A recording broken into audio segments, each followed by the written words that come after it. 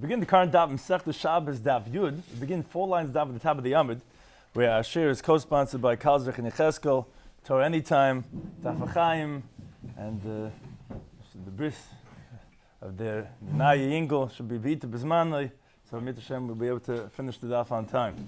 So we continue from the previous Daf, which we were discussing. This is more like one of the brachas type of Dafim. This is not like the Dafim we had, the first 9 Dafim Masechta Shabbos. Now we move back into the zone that we were used to from brachas. The Gemara mentioned the previous Daf that if one is already opened up his belt, he already started his meal, so then he doesn't have to go ahead and tie his belt. He can continue with his meal as long as he has time enough to eat, to daven after his meal. So that's by Mincha, and by Ma'ariv, you hold Ma'ariv as a Rishus. There's a massive of the Rav Shesha. That's why our Gemara continues. It says, Rav Shesha's wonders, it's such a difficult to go ahead and close your belt. That's the whole thing. You started the meal because you opened up your belt. Now you can't go ahead and daven anymore. That's question number 1. Moreover, so daven like that with your belt open. Why is that a whole element to say that you're not going to daven? You started the meal already, and what's the big deal? So daven like that with your belt open. Says the Gemara, no. The Gemara actually, as Taisa points out, only addresses the second question. Taisa says the Gemara wasn't bothered by the first question, and therefore, it's considered a tircha. So therefore, but what's with the second question? So daven with your belt open. Says the Gemara, because there's a pasuk in Amos, Hichlein, prepare likras elikecha to meet your God, Yisrael, the Jewish people, meaning beautify yourself, get ready, dress yourself up, and therefore, there's a very interesting Taisa over here. He says, so the halacha is one has to girdle himself before he davens. Now, that means to say you have to wear a belt. So he brings in the Machzah Vitri that the reason why you have to girdle yourself, you have to wear a belt, is so that your heart shouldn't see your erva. So therefore he says only in Talmudic times when they didn't wear pants, they wore robes, so therefore they needed to put on the belt before they daven. And that's why if they open up their belt, so then you can't daven until you close your belt. But he says for us that we have a belt, so therefore the halacha is that one would not require to go ahead and girdle himself. Just forgot to mention some of the ideas we're going to speak about in today's daf, is that we're going to speak about the activities that one should not start before davening mincha, how to prepare yourself for davening, which is what we're discussing right now, the time of the day when judges sit in judgment, because we spoke about in the Mishnah, what's considered that you start an activity, therefore you don't have to stop if you want to daven. We're going to speak about varied meal times for different types of people. We're going to speak about dvarim shebekdusha that may not be said in the bathhouse. Also interesting Gadic teachings, one of them being informing a recipient before giving him a gift, and not to treat one child differently than the other children. So, as we're discussing over here, we're talking about now as one should go ahead and dress himself before davening. We said that what's the big deal to go ahead and fasten your belt just down without the belt. So that's what the Gemara says, that no, Yisrael. Now, there is a common minig of Hasidim to wear a gartel, even if you have that's contingent on this machlekes in the Rishonim regarding what's the reason why we have to girdle ourselves. The Taisus bring from the Machzah Vitri, which is minig of Misnagdim, you don't wear a gartel because the whole purpose is to have a separation between your heart and your erva. So therefore you don't have to go ahead and you're considered prepared. But there are other shittas in the Rishonim that it's a separate reason. It's not just because Liba shouldn't be raised erva, and therefore they wear gartel because they want to have a belt specifically that's made to prepare. It's a special garment to show that you're getting ready for davening, and that's the differences in the minhagim regarding wearing a gartel or not. Now, the Gemara continues and shows that the people get dressed appropriately when you're coming to daven. And the place can talk about many different halachas, as we're going to see right now. Rabbi Bar Rav Huna, Rami Puzmaki, he would wear special, beautiful shoes, umatzli would daven. And Amma, he says, Hichon likras v'goyim, he would say this pasuk, which Taisa says, one's not supposed to come barefoot to davening, except a Tisha B'Av and Yom Kippur, when you're not supposed to wear shoes. And the place can be very busy that if you could wear even open heel shoes, if it's appropriate, a person has to come dressed. You're davening in front of the king, the creator of the world. You're supposed to come dressed appropriately. Now, however, Rava, he actually would do seemingly like an opposite. He would dress appropriately, but shadig lime. He would actually throw off his coat from himself, that he shouldn't seem, the pelts would come off, that he shouldn't seem so distinguished. Upachar yadeh, and he would clasp his hands together like a person in pain because of a fear of his master. Matla, he would daven, and he would say, and this is actually the halacha, ka'abdi kamimari, like a servant in front of his master. Which Rav Ashi, he actually says it depends what's going on in the world, which could be very appropriate in today's times, like with the coronavirus that's going on. He says, Chazin le Rav Khan, he says, I saw Rav Khan like this. When there was suffering in the world, so shadik lime, then he would throw off his coat, he would clasp his hands and he would daven. And Nama he would say, Ka'avdi kamimari, like a servant in front of his master. So depending on what's going on in the world, that's how you daven, midaf levim at the tzaitin. Ki'ika shlama, when there's peace in the world, so lavish, then he would get dressed, umaskasi, he would cover himself, umasad, he would wrap himself, umatzli, he would daven. Nama he would say, Hichain likras elikechem, he would say, prepare yourself in front of your God, the Jewish people. So that's what we're saying, that how do you get dressed in the time of davening? It would depend on what's going on in the world. If there's shlama ba'alma, so then you would go ahead and put on fine footwear and dress appropriately with a beautiful clothing. But however, if let's say there's suffering in the world, so then the person has to dress appropriately for that too, and that would require, let's say, clasping one's hands and like a ka'abdi kamimara, like we said, like a servant in front of a master. So the Gemara continues now on this theme regarding davening. So the Gemara says also with Rav Chazi Rav Amnuna. So Rav Amnuna, the Kamarach Bitzlusa, he was lengthening his davening. So Amar says, Manichin Chaye Olam. The people are leaving the eternal life, which is Torah, v'oiskim b'chayesha, and they're involving themselves in the temporary life, which is davening. Because when you daven for health, you daven for peace, you daven for sustenance. So he says that don't daven so long because Torah is the Chaye Olam, and that's the eternal life.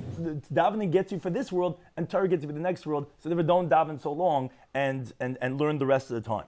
But V'husa Rav Amnuna held that no, Zman Tefillah L'chud, no, the time of davening is one thing, but Zman Torah L'chud, and the time of Torah is one thing, and therefore it's not a contradiction. But Medaven, and Malaren, there's nothing wrong when you daven, and they should daven a long time, and that seems to be two different hanagas also regarding how much time does one spend in davening, and we find that throughout Shas that regarding what's considered the great thing, is it davening or is it learning? That was the difference. He's saying that this Chaya Olam versus Chaya Shah, or no, when you're davening, when you're learning, you're learning. Now the Gemara actually brings a related story that Rabbi Yirmiyah Yosef came to Rabbi Zera. He was sitting in front of Rabbi Zera, and they were involved in this sugi. They were learning together. Nigal, it's Louis, he was getting late to daven. Rabbi Yirmiyah was already, he was moving around, he was getting fidgety, he was getting ready to stand up. So Karli Rabbi Zera recited on him a pasuk in Mishlei. Meser Aznei Mishmaya Torah. He who turns his ear away from hearing the words of Torah, Gam Tfilasei Te'eva. Also his davening is going to be an abomination, going to be loathsome, meaning to say, don't try to get away from Torah to daven, because daven, there's the same idea that if you're turning away from hearing Torah, then your davening is not going to be a good davening either. Which the Mefarshim talk about what's wrong if it's time to daven. Taisus elsewhere mentions that it was still time to daven. So the rigzichnish, don't get so excited. We're learning now. Don't get so worried regarding the davening, because the learning is of supreme importance. It's the Chaya Olam versus the Chaya Shah. Now the Gemara goes back now to discuss the halacha of the Mishnah. We mentioned the Mishnah again. Certain activities, this is the second Mishnah Masechta Shabbos, that a person should not do when it comes time samach lemincha, which we discussed in the Gemara. It means to say 12 o'clock if it's on the perfect day. 12:30 is the zman of mincha gedol. We said a half hour before 12 o'clock, you shouldn't start things like going to take a haircut. You shouldn't go ahead and eat. One of the things was you shouldn't sit down in judgment. So says the Gemara, what is the beginning of judgment? Which, according to one interpretation, was what you're not allowed to do when it comes time for mincha gedol. The other interpretation actually said you're allowed to, just not Gemara din. Taisa explains it's referring to if you started, you don't have to stop. What's considered started for the judgment that it's already considered like you started? So the Gemara brings that Rabbi Yirmiyah and Rabbi Yaina have two different interpretations. Charama, one says that it's Meshis Atfa Hadayan. It's when the judges go ahead and they cloak themselves, they wrap themselves, because what happened was they would take a talis when they would start the court case because of the awe of the divine presence, that they should have their head covered, and also that they shouldn't be turning around one way and the other way. That they should be focused. You have your talis over your head. That's how people have by the davening. You have it over. You don't see anything else. Therefore, that they would cloak themselves in their talis. The other one says, what's considered that he started is mishayiftechu balidinim. Once the litigants start opening up their court cases, that's the court case started. And the Gemara says actually, b'loi pligi. These two opinions are not disagreeing. The askiva asibedina. One of them is talking about that you already were started court cases. Sometimes you have the courts are sitting there, they go from one case after another case. So they're already cloaked from already beforehand.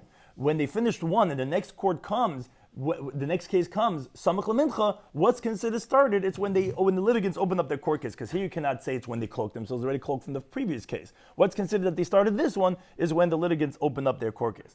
The other interpretation was the lo yaskiv asabedina. If they didn't go ahead and they didn't start any court case, the first court case of the day, so that's what we're talking about. That was mishis atfu. That was if they cloaked themselves, okay, then they already started, then they don't have to stop. Now, the Gemara continues that Rabami Veravasi, what they would do was they would sit and they would learn between the pillars that the Beis HaMedrash, which was on the second story, would rest on these pillars. They went and they would learn between the pillars. And every single hour they would go ahead and they bang on the bolt of the door. They would say, whoever has a court case, let him come in and enter to go ahead and do the court case, which Taisa learns from here. It seems like that actually that judging a court case is better than Talmud Torah, and therefore they would be ready at any point to have, although they were learning, to have someone go in court case. They would bang on the door to go ahead and take care of the court case. Now the Gemara continues on this theme regarding court cases. So they went and they were judging the whole day. So one interpretation means to say that they were in pain because they didn't learn Torah the whole day, which therefore that's related to the previous teaching, as Taisa says that we see that judging a court case is more important than learning Torah. So Tanul Rav Chia bar Rav Medifti. So he taught them that don't worry, the reward of the judges is so great, and you shouldn't be worried that you didn't learn today. It's a great reward that you were judging. Rashi actually doesn't like that, although he quotes that as an interpretation. He says that wouldn't be the words of Chalish Libayu, that would be Chalish Datayu, that their consciousness was weak. Not Libayu, rather Chalish Libayu means to say that their heart was weak, is like a terminology used by a fasting. They didn't eat all day. On that, Chia Barav taught them that you don't have to sit and judge all day. You could just judge part of the day. And this that you're judging all day and that you're so hungry because you didn't eat is not required. It says, Min Abayka, the Arab, that Moshe Rabbeinu judged the Jewish people from morning till evening. That he said, he brings a medrash that it's considered as significant, like the acts of creation, which it says, Erev Avayka, like he quotes, it says the pasuk in Shemais, V'yamid ha'amal Moshe, that the people stood on Moshe, Min Abayka, the Erev, from the morning until evening. So he says, what do you think it's going to enter your mind? That Moshe Rabbeinu was sitting and judging all day long. If that would be the case, Teirasa Masei Nasas, when he was able to learn, when he was able to teach the Jewish people Torah, he was judging court cases all day. And rather is coming to tell you, any judge that judges a true judgment for its truth, what is emes la'amitoy? Taisa says it's coming to exclude a din meruma, which Mefarshim explain what that means to say is sometimes you can do a true judgment, but it's not true. Which is, if let's say you realize that the two witnesses they were hired men, you can tell that it's not true. Now, according to the basic halachic outline, two witnesses are saying the testimony, so it's true. But it's not emes la'amitoy, because you're able to figure out, you're a good judge. You realize these guys are up to something no good. And if you're going to go and say, okay, it's not my fault, two witnesses came and testified, that's the law. No, that's not din emes la'amitoy. Emes la'amitoy means to say it's the true truth. Because you know that that's not true, then don't do that. Keep on checking, keep on investigating. Don't go ahead and judge based on those two witnesses. So whoever judges a true case according to its real truth, afila sha'achas, even for one moment, then the pasuk considers it kilunasa shutav lakadosh baruch hu b'maisav reishes, as if he became a partner with God in the acts of creation. Why? Here it says in the pasuk that the people stood on Moshe from the morning until evening. Now, it says within Bereshis that it was in the evening, it was in the morning, it was one day. So you see, just like over there, it says Erev Avayker, and it's the acts of creation. So over here, when it talks about judging morning and evening, it's saying that you become a partner in the acts of creation on some level, because we know the world stands on three things, and one of them is Al-Adin. When you judge, you're a partner in sustaining the world, just like God created the world. So you don't have to sit here all day. Don't worry, you could go ahead and eat. And don't feel all weakened out because you didn't eat all day. Now, says the Gemara, Ad Masa Yeshav Adin. Okay, so how long do they have to go ahead and sit in judgment? It means to say, when is the time of eating a meal that you're allowed to eat a meal, because you don't have to judge all day. So Amar Rav Sheshe says, Ad Mansuda. It's until the time when you eat a meal. Now, the Gemara says, is going to shortly tell us what's the time for a meal for judges, for Talmidei Chachamim. But Amar Rav Chami says, Micro, what's a pasuk that tells us that we're talking about judges that wait to eat their time in the appropriate time? That's an appropriate judge. So the Chsiv says a pasuk in Kehelas. Eiloch Eretz, woe to you is the land, Shamalkech, that your kings, which Rashi explains when say your judges, because a judge is called a king, like it says in Mishlei. We say this by Yom Nerah, Melech b'mishpat yamet aretz. The king with judgment sustains the land. We see that that's a terminology of a judge, that your kings or your judges, nor they act adolescent, v'sarayich, and your ministers, babayke chelu, that they eat in the morning. That's woe to a person, because if they're eating all the way in the morning, that's not an appropriate judge.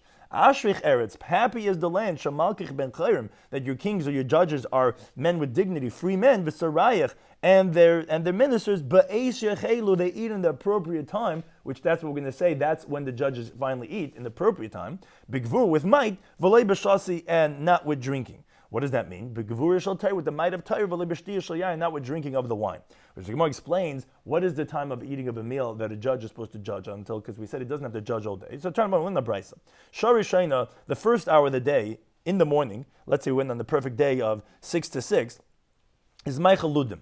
That's when the Ludim, which is a type of a nation that they're like cannibals, that they eat people and they're very hungry. So they eat right away in the morning, the first hour. Shniya, the second hour of the day, is Michael Listim, thieves. Thieves are up all night and they were stealing and robbing and looting. So already early in the morning is when they're eating their thing, and the second hour is when they eat. Shlish is the third hour of the day, is Michael Yershin, is those who inherited a large amount of money that they didn't put a lot of effort in. They're not worried about how they're going to get food and parnasa, so they don't have to work, so that they get a nice little breakfast in the morning. Third hour of the day, they're already eating. Revi'is, the fourth hour of the day, is Michael Pailim, is when the laborers eat, because they have a set 9 to 5 job, and the fourth hour they're already eating. Chamish is the fifth hour, is Michael Koladam, is when every single person eats. On that the Gemara asks, is that so? But Vamra Papa says, Revi'is, the fourth hour of the day, is Mansuda l'Choladam. We said that the fourth hour, which the fourth hour is, the first hour is from 6 to 7, 7 to 8, 8 to 9. So the fourth hour is 9 o'clock to 10. That's when most people eat. Rather, the Gemara meant the teaching. That's actually the halacha. Revi'is, the fourth hour is Michael Kaladim, is when every regular person, like a self-employed person, when he eats. Chamish is the fifth hour, is Moichel Payalim, is when the workers eat. So that would be have halachas regarding laborers that when you have to feed them. And Shish is the sixth hour, which is 11 o'clock to 12 o'clock. That's the sixth hour. 12 o'clock is already after the sixth hour. 11 to 12 is Michael Tamid Chacham, is when Talmudic scholars eat. Mikam ve'elach, from this point on, is Kizarik Eben Lachemis. It's like you're throwing a stone into a barrel, which it's the Gemara here bring on the bottom from the Shla, that it's like a flask of wine which is empty, and you throw inside in it a stone to fill it up. That's not filling it up. It's not making anything less. You would have been better to put in wine. So either it means, like Rashi says, that it's actually harmful for the body. If you don't eat in the morning, you only eat later on. Or Rashi says, no, it's not harmful, but it's not beneficial. You already lost out the opportunity for sustaining the body in a good way. If you're going to only eat after that, then it's not good or bad for the body. Which Amabai, and this is actually the halacha lamaisa, he qualifies that we didn't say this, that it's not good if you didn't eat already by 11, 12, only if you didn't eat anything in the morning. But if you ate something in the morning, then less lambada, we're not bothered by that. As long as you had something, then you could even eat your meal later on. So therefore, that's when we say the judges, when we say they don't have to fast all day, they could judge even for shah achas. When is it that they could eat by? Is when there's mansuda. That's what the pasuk says, that happy is the land that the judges eat in their appropriate time. That would be when the Talmidei Chacham eat, which is in the sixth hour.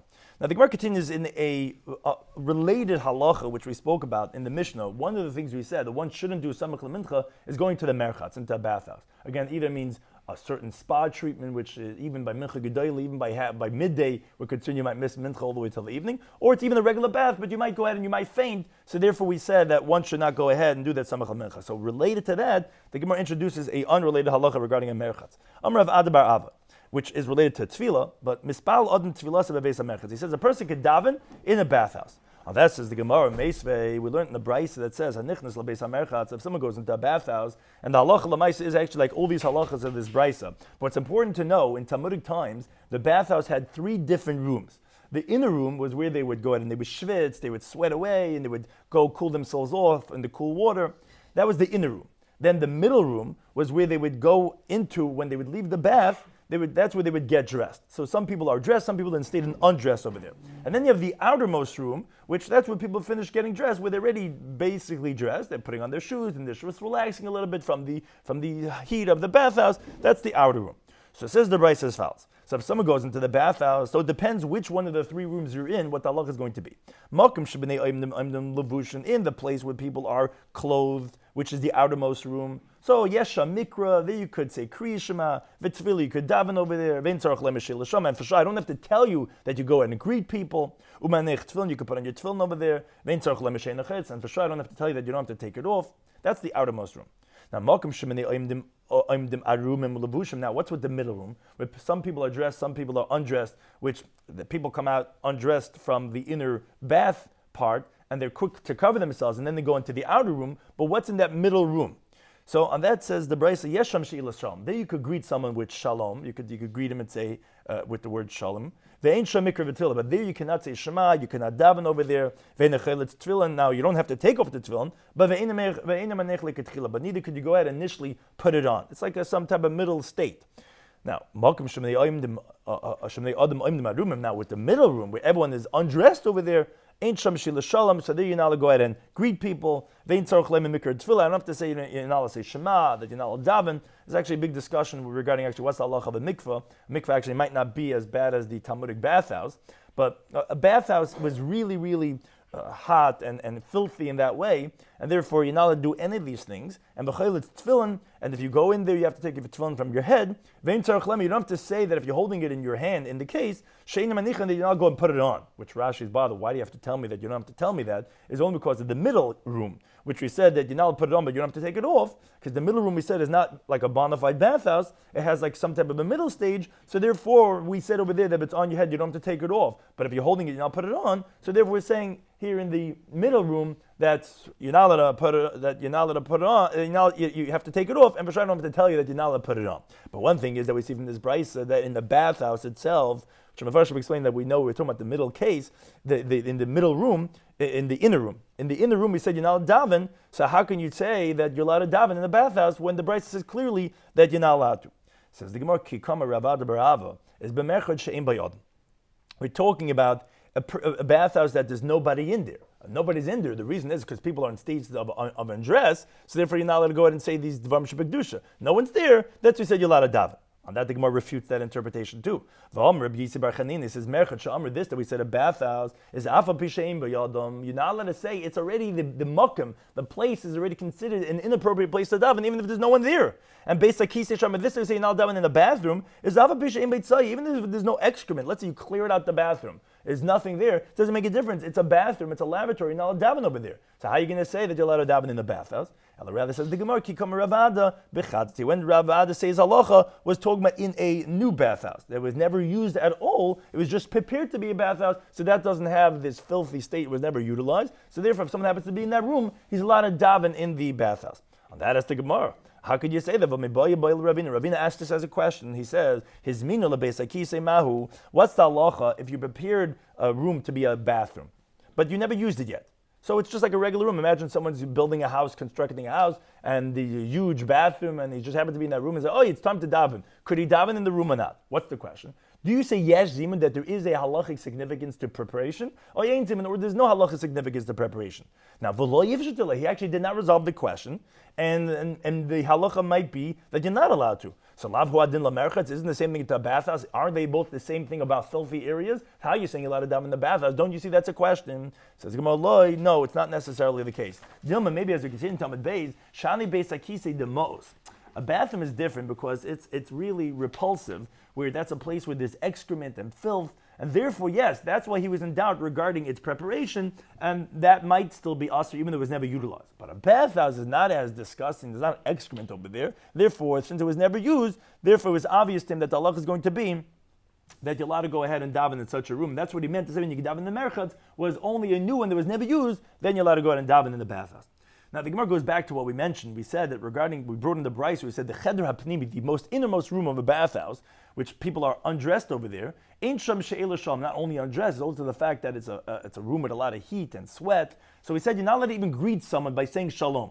Says the Gemara, Misayela Rav Amnuna Mishmei de Ula. This supports Rav Amnuna in the name of Ula, because the Amar said, and this is actually halacha l'maisa.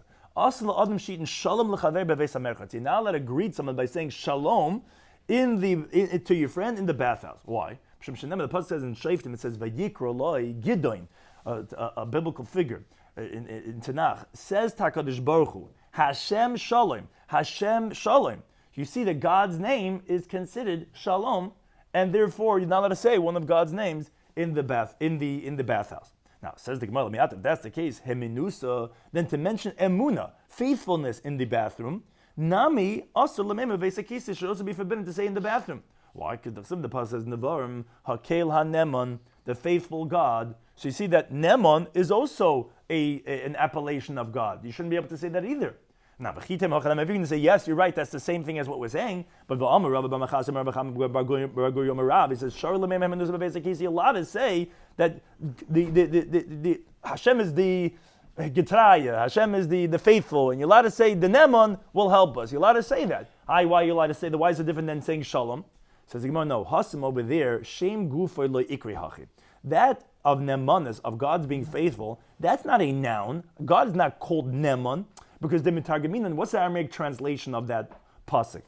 It's Eloha Mehemna. It's the God that is faithful. It's an adjective. It's not a noun. Hach over here, Shem Gufe Ikri Shalom. The name of God itself is called Shalom. Like it says in the pasuk, V'yikra Lo, he called to him Hashem Shalom, which Tais explains it should have said Shloimai, his peace, if it was just describing him as a adjective. When it says Hashem Shalom, it's a noun, it's describing God, and therefore it's one of God's names, and therefore you cannot say Shalom in the bathhouse. Now the Gemara now continues and ends up the daf with different Agadic teachings from the same Amoira, who says in the name of the same person. It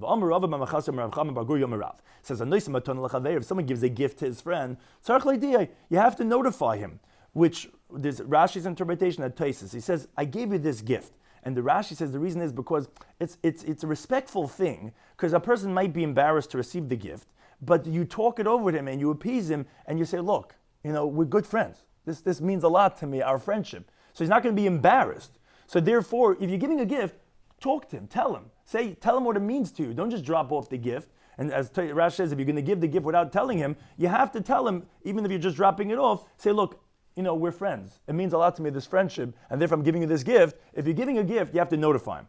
Taisa says, but specifically if you're giving the gift out of love, and that's actually the halach l'maisa, where the one who's getting the gift is not going to be embarrassed. But if you're getting charity, then he's going to be embarrassed. Don't tell him. That's a pasuk in Mishlei, matan b'seisa yichfa af. If you give it without him knowing, it's even better. He's not going to be embarrassed. But a friend, you come and you give him the gift, you say, it means a lot to me. And then the person's not going to be embarrassed. To the contrary, he's going to receive it and he's going to appreciate the gift. You have to notify him. And we have this in last week's parasha. Shanem, like it says, we learned this yesterday. It says in pasuk in Shemais that God tells to Moshe Rabbeinu, tell the Jewish people, I'm giving you the mitzvah of Shabbos. It's a sign between me and you. And the pasuk says, L'das, said, you should know Ki ani Hashem mekadoshchem, that I am God who sanctifies you. Meaning, I'm coming to let you know, why am I giving you this mitzvah? I want you to know the reward of the mitzvahs. I want to sanctify you. God is telling him, I'm giving you matana, and you have to notify them. Tell them, I'm giving you the gift, why I'm giving this to you. Similar in the Brisa. When it says, when Hashem gave the mitzvah Shabbos, he said, tell them that you should know that I'm coming to sanctify you. Famous Gemara, God says to Moshe, I have a great gift in my storehouse. Shabbos Shema, and this name is Shabbos. I want to give it to the Jewish people. Go ahead and notify them. Tell them why I'm giving it to them. Which Mekanam Rav Shimon Glili says an interesting halacha. He says, if someone gives a piece of bread to a child, so you have to let his mother know, which that increases friendship. Say, oh, Mr. So-and-so gave me a piece of bread. Now, says what should you do to the child that the mother should find out? Because the child's not going to remember. You tell the child, he's just going to go out and play, continue playing. How are you going to make sure the mother finds out? So Amabai says, what you do is shoivle mishcha. You take some oil, you rub it between his eyes, so that's pretty obvious. And his mother's going to say, what happened to you, Yankala? And he say, oh, this man, he did it to me. And you know what? He also gave me a candy. He also gave me a piece of bread. And you go out and you put this khel, which is some type of eye ointment, you put it around the eye. And therefore the mother's going to realize, and that's how she's going to know that you did a favor. Now says the Gemara, but in today's times when they're concerned for sorcery, where she's going to be concerned, what's going on? What's between his eyes? What did they do to him? Which in today's times would be a similar idea regarding, you don't want to have this idea about necessarily touching another person. So what's the halach? What should you do? So my papa, he says, what you do is you just get some of the food, you rub some of the food on him, so then the mother will realize, Yankala, you got so dirty. What's going on? It says, I was eating a donut. A donut? Who gave you a donut? Oh, Mr. So-and-so, he gave me a donut. Oh, he did? Oh, he's such a nice man. He's good friends with Tati. So that if you're doing a favor, you should let them know that you're doing it. And with a child, what you should do is that you should let it know on his face that he had some of that jelly from the donut. Just make sure it doesn't get on your shirt. So then the Gemara continues with this idea. Is that really so that you have to go ahead and notify the person of the gift that you're giving to him? But he says, if you give a gift to your friend, you don't have to let him know. And this is also last week's parasha. Like it says in the pasuk, Moshe didn't know that his face, the skin of his face, was radiant. When God was talking with him, he didn't. When they were talking, when the people were talking, he didn't realize that his face is radiating. What do you mean? God did him a favor that he gave him this divine presence. Why didn't he notify him? You gave him a gift. You should let him know. Says it's not difficult. This, by Moshe Rabbeinu, it was obviously going to be revealed who went and gave him that thing, because that was God, and only God could go out and give you that radiating on the face. So obviously he's going to realize, as the pasuk tells the people were afraid of him and he put on the mask, obviously is that he knew who did that favor for him. So you don't have to let him know, because you have your trademark signature. Everyone knows that who this was. But we're talking about something that's not going to ultimately be revealed. That's when you have to go out and let the person know who it was. You can't just drop off the gift. They don't know. If it's your trademark, you don't have to let them know. But if not, then you have to let them know. So as they go, oh, wait a second. But for Shabbos, the halacha that you just said, Ladas Kanei Hashem Mekadoshchem, which was talking about Shabbos, David Legluye, everyone knows that's the day that God rested. If we have Shabbos, then obviously it's referring to the God. Why did he have to tell them? Says the Gemara, but the gift of the reward that the Jewish people would never have known how great Shabbos is. He let the Jewish people know through Moshe Rabbeinu orally what's the great reward of Shabbos. Shabbos me'ein olam haba. Shabbos is not just anything. You keep Shabbos. Shabbos is you're going to become the ultimate person. 6 days a week they say you're a human doing. On Shabbos you're a human being. It's just being who you are. And that's what he let them know, because they would never have known the great gift of Shabbos. Although they didn't know about Shabbos, they wouldn't know the extent of it. That's what he says. Let them know. Kedusha means to say to be the ultimate person. Don't get distracted. Don't try to numb yourself. Shabbos is the one day a week that you can't be distracted, totally being. That is what he would let them know what it is. Now the Gemara continues with a story related to this halacha of to let a person know regarding the gift. Rav Chizda, who, as Rashi points out, was a kohen, as the Gemara says in Brachas in the 6th paragraph of Mem Dal Men Alv, regarding there was a city in Eretz Yisrael that there were 80 peers of brothers who were kahanim, who were married to 80 peers of sisters kahanas. Now they checked from, that was in Eretz Yisrael. In Bavel, they checked from Surah till Narda, which was the length and breadth of Bavel. They only found 2, which were the daughters of Rav Chizda, that were 2 sisters that were kahanas. They were married to 2 brothers, but they weren't even kahanim. So therefore, in that Gemara is where we see that Rav Chizda was a kohen. So the Gemara tells the following story. He was holding on to 2 gifts of an ox, which means to say, the kahanim get gifts from every chulin animal. Most people don't know this halacha. Many people don't know, most. But they know there's something called matnas kahuna regarding things of in the Beis Hamikdash by the Kodshim. But there's actually a halach in chulin. When you go ahead and you slaughter an animal, it's a halach of giving what's called the zroya, l'chayim, and the keva to the kohen. You have to give the foreleg, you have to give the jaw, and the maw, which is it's the stomach. So he had a peer of these gifts. He had not one, but 2, a peer of the foreleg, the jaw, and the maw that was given to him, which is permitted to be eaten by Yisrael, which Rashi goes through a whole length to say that what the halach l'mais is today. But the point is, he had these kahana gifts of a regular animal that was slaughtered, and he had those gifts. Now, he said, whoever's going to come and tell me a new teaching, which doesn't literally mean to say a new teaching, it means to say he never heard it. You know the famous Rabbi Kiva Eger? Well, famous, because you heard it once before, it's famous already. So he was saying a new one means to say that he never heard before. Mishmei de Rav, in the name of Rav, I'll give these gifts, I'm going to give these big fat pieces of meat from the ox, I'm going to give it whoever tells me a teaching that I never heard from Rav. So Amalei Rav B'Machasi, this is why this story comes in, because he told them this teaching that we just mentioned before. Hachi Amar Rav, Rav said, if someone gives a gift to his friend, he has to notify him, he has to tell him. Shenamag says in the pasuk, Ladas Kanei Hashem Mekadoshchem, when God was giving the Jewish people Shabbos, he let them know what it is. I'm sanctifying you with this, not stam. I'm not just making you do this hard work. Why am I telling you to do this activity? It's for your good. So therefore, you see this idea that you have to let them know. And that was a teaching of Rav. So Yavan Alei. So he gave him all these meat that he had from the Kana gifts. So Amay says, is it so dear to you, the teachings of Rav, so much that you're going to give me such nice gifts? Amalei says, yes. So Amalei, Hainu da Rav. This is what Rav himself said. Milsa, a precious garment, Al Bishayu, the one who usually is used to wearing it, Yakir, it's very precious. Meaning we find certain people, they like a certain article of clothing. They're going to do whatever it takes to get this, even though it's last season or it's you got to pay a nice amount of money. I'm used to this. I like this style. I'm going to pay top dollar because I like this. So therefore he's going to spend a lot of money. So the same thing is, since you're a student of Rav and you're so used to his teachings, so you'll do whatever it takes to get more of his teachings. You're going to spend so much money to get it. So therefore, that's what Rav himself said. So Amalei said to him, Rav, how can Rav really say this? It says, Basraisa, the last one you just told me, Adifa li mikamaisa, I like it better than the first one you told me. If you have Nikit Nachriti, was that if I had other kind of gifts, you have Nilach, I would have given it to you because I like that you told me that Rav said that teaching, I love that one so much better, and I would have given you for sure for that one more gifts. And again, that was related to the teaching we mentioned in previous Gemara, which the Gemara continues now with another teaching. From the same, says La'olam, a person should never go ahead and deviate from his treatment that he has from one son amongst all the other sons. Because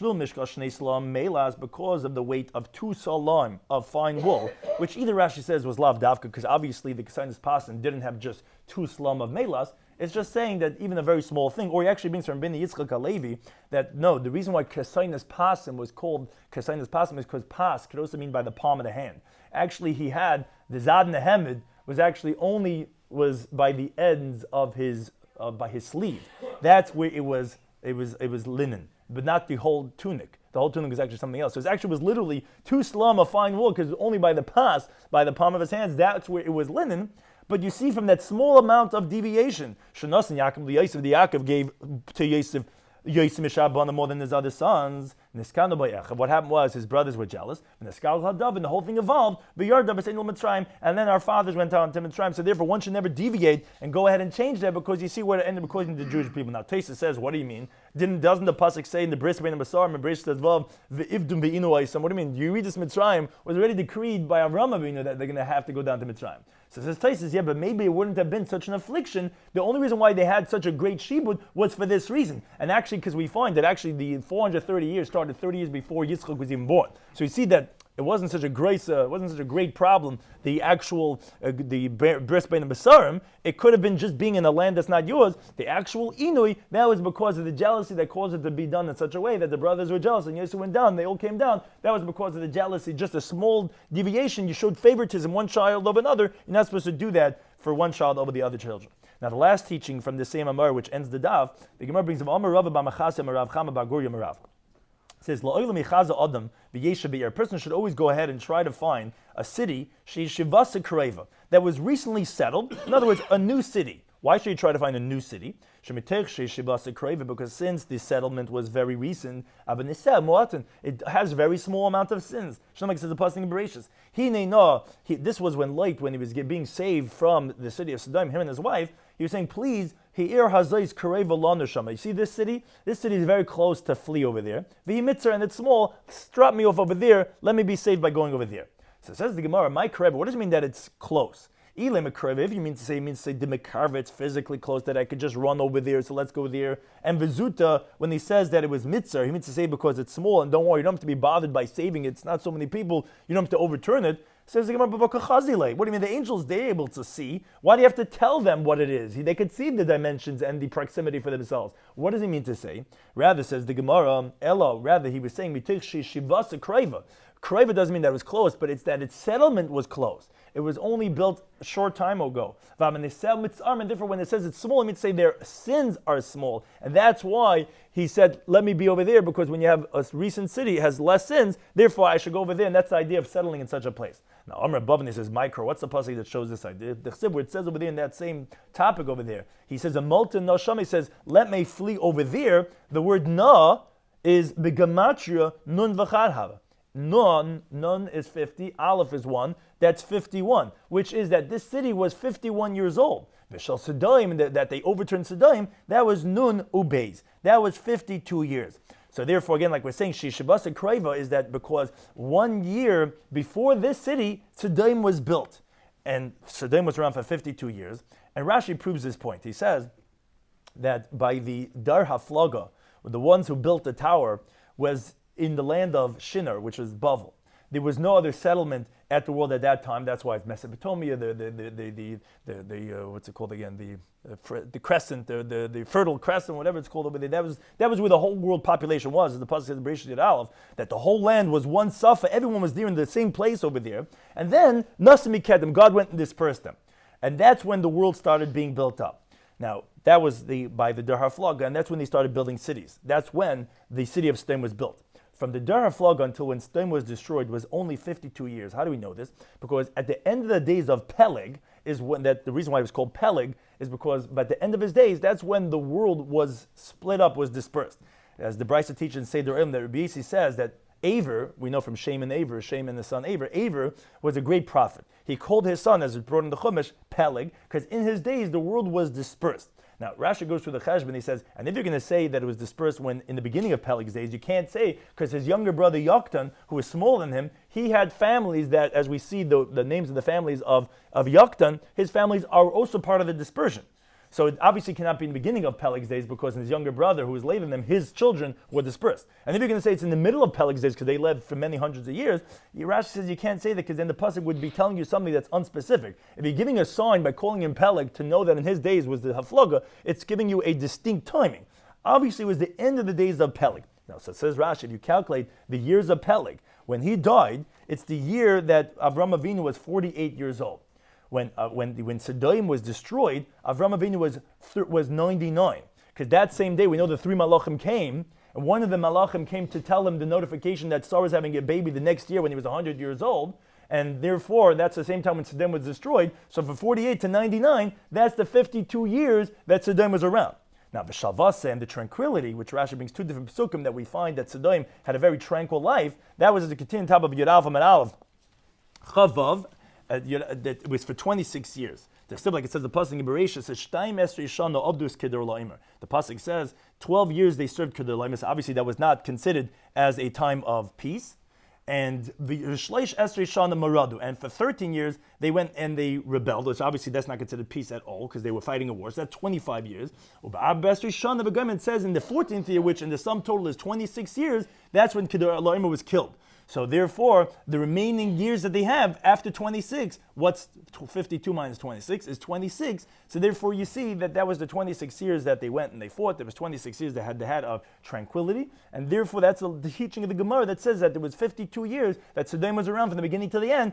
This other city was 1 year less. No, 51 years, and therefore he says, save that city, not because it was close and I could run over there because it's small. It's close in the time of when it was built. And mitzvah, the amount of sins is small. That's what the halacha of Rav Chaim Baguri was saying. I'm a Rav that tried to find a place that was recently settled. I'm not sure if this means a place like this was only recently settled, so therefore the sins are less, and therefore it's going to be saved like it was in the times of light. Some ideas we spoke about in today's daf, which we are still experimenting with many different formats, as you can see, that we would transition back to the whiteboard, but in a more of a smart technology. So we had in Shabbos Daf Yud. Oh, I could play around with this. I didn't even know this. Okay.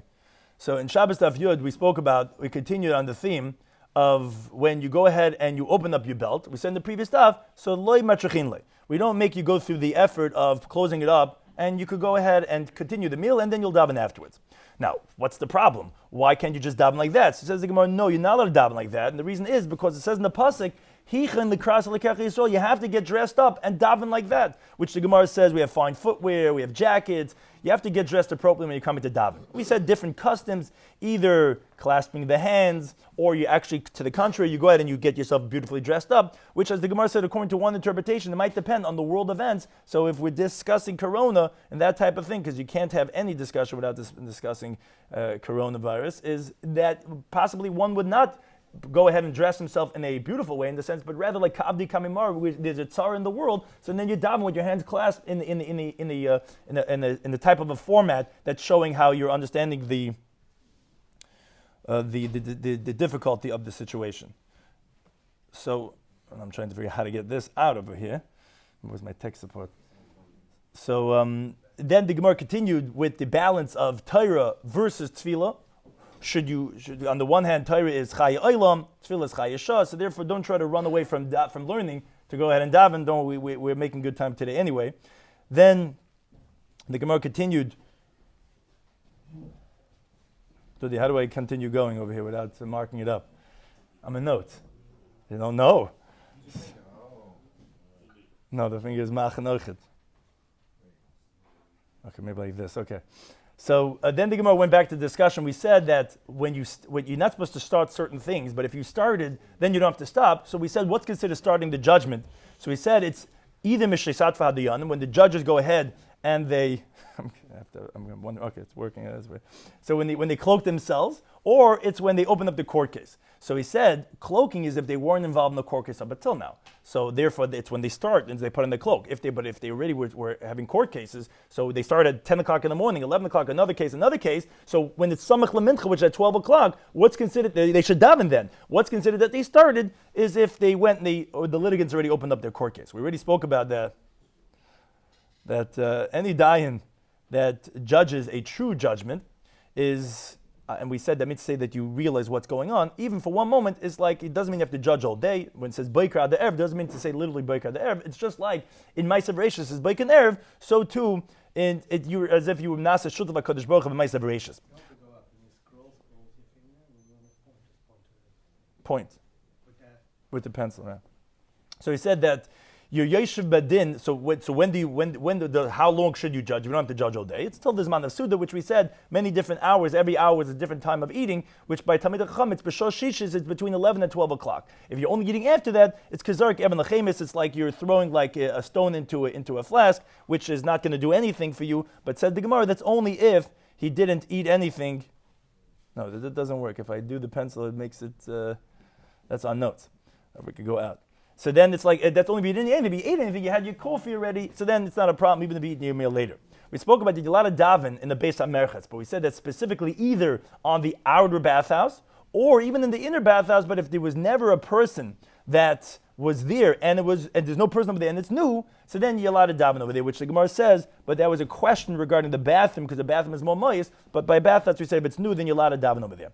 We said regarding the middle room, which some people are undressed, some people are dressed. So then we had a middle stage. You don't have to take off your tefillin, but you're not allowed to put it on, and you're not supposed to daven over there. We said regarding the inner room, which people are undressed, so then you're not even say shalom, which we said because that's one of God's names. Whereas himinusa, that's an adjective, and therefore that's not a problem about saying in the bathroom.